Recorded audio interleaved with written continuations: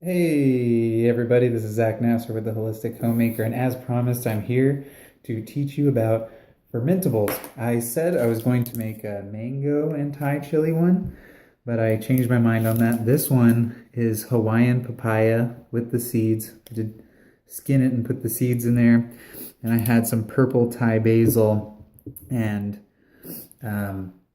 red Thai chilies. You can kind of see it on top a little bit better. On the very tippy top, that is some persimmon that I fermented in a coconut water kefir that I made. So this one is kind of, ooh, it smells good already. It's kind of an advanced experiment that I'm working on, but I'm going to teach you some of the super easy kind of ferments. I'm going to teach you how to be a bacteria farmer. It's almost like kombucha in many ways. So this one was one that I did that was very, very easy, and you could do this with most fruits. This is persimmon with lemon. If you don't know what a persimmon is, it's like this little bugger here. That is a persimmon. It looks like a tomato. It kind of tastes like if a mango and a tomato had a baby. So what I did was I just took the top off, chopped it up, put a hint of lemon in there, and put some sugar water in there. And now, so the sugar water is going to be food for the bacteria that we're growing. And the reason I cut up the persimmon into large pieces is because that's the home for the bacteria. I don't know if you can see it on the video, but there's a lot of little bubbles in there. And that's how you can tell the bacteria is respiring. It is, you can kind of see it when I shake it. It is breathing, basically. Because the main danger with something like this is if you, say, accidentally cultivate botulism, which is an anaerobic bacteria. That means without oxygen. So you want to pop the lids on these things and make sure that they're getting oxygen on a daily basis, or at least every other day at the most infrequent times. The other thing, the reason why I do this though, is I will put some masking tape on the top and write the date, because I will put the sugar water in here and let it ferment and it becomes sour. There's also a little bit of lemon in there to make it taste kind of like a sour lemonade. And then I pour this out. I just use a wooden spoon and I pour this out, and I'll use a sweetener like monk fruit or like a stevia extract. You could also use honey or agave, preferably something that won't ferment. And it's like a probiotic lemonade. It's kind of like a kombucha, but it's a probiotic lemonade, and we're just cultivating this acidophilus bacteria. It's going to read backwards to you, but it's acidophilus. These are probiotics you can get at most grocery stores in the refrigerated supplement section. So that's the only other thing that I added to this, besides the fruit, the sugar water. The only other thing is just acidophilus. Okay, now some fruits, well, fruits and vegetables already have some probiotics on them, like lactobacillus. Peppers tend to have them on them. These are carrots. These I did not need to put any acidophilus in there. But what I did do, another thing that prevents botulism, is acids. So what I did with this is, this was a curry. I had like turmeric and cilantro and some black pepper and cumin, and I took garlic and habanero and these carrots, and I did it halfway up with like water and then halfway up with apple cider vinegar to make these pickled probiotic carrots.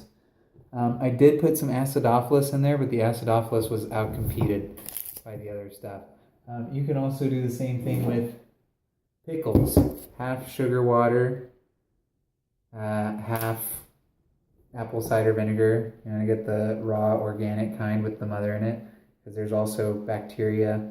The mother down there at the bottom, that is bacteria. So you're a bacteria farmer. And so I like to make very flavorful mixes. You can eat these. The other thing you can do is, like this persimmon with lemon, you can just refill it and drain it and refill it and drain it for years. Honestly, if you keep putting sugar in it, you can keep doing that for years. So my latest one is going to be a hot sauce. And I don't want this to be too long of a video. You can see I put halfway, or I was a little more than halfway up with water. It's very spicy. Woo! These are mangoes. Very ripe mangoes. That's why they're a little dark. And on the top, those are all habaneros. You could add a little garlic if you wanted to this. What I'm going to do is, because this is a quart, I'm going to do 2 tablespoons of sugar. And there's already some lactobacillus on the habaneros. And that's usually, this is going to be a fermented hot sauce. A very vinegary fermented hot sauce. So this is my acidophilus, because I want this to eat the fruit and to colonize the fruit.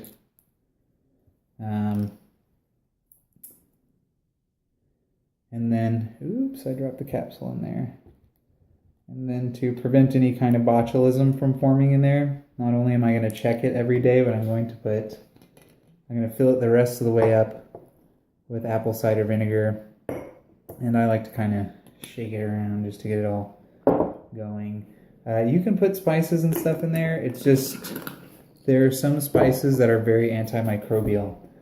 And so you really want to make sure that it's bubbling and fizzing and cultivating bacteria in the jar.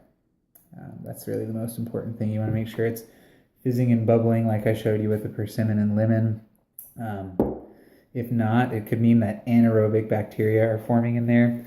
The other thing besides acid and oxygen that kills botulism or slows botulism growth is heat. We're not going to heat these because they're probiotics, so we want them to be raw.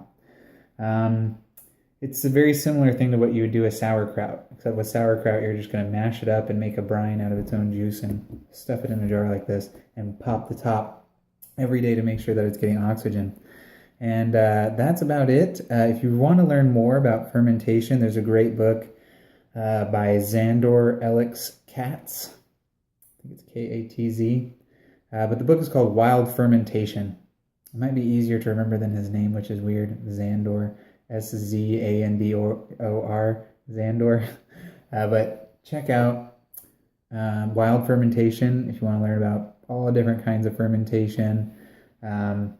He also has some great YouTube videos, but these are some of the things that I'm working with, getting some super cultured probiotics. If there's billions of probiotics in this little freeze-dried capsule, how much do you think is in this jar where all of this is exploding with bacteria? That's a bacteria metropolis right there. But so you can become a bacteria farmer like that and never have to buy probiotics ever again. And you can make it really tasty like this mango habanero hot sauce. Anyway, signing off. Thank you much. Like my page for more updates. The Holistic Homemaker fan page. Bye-bye.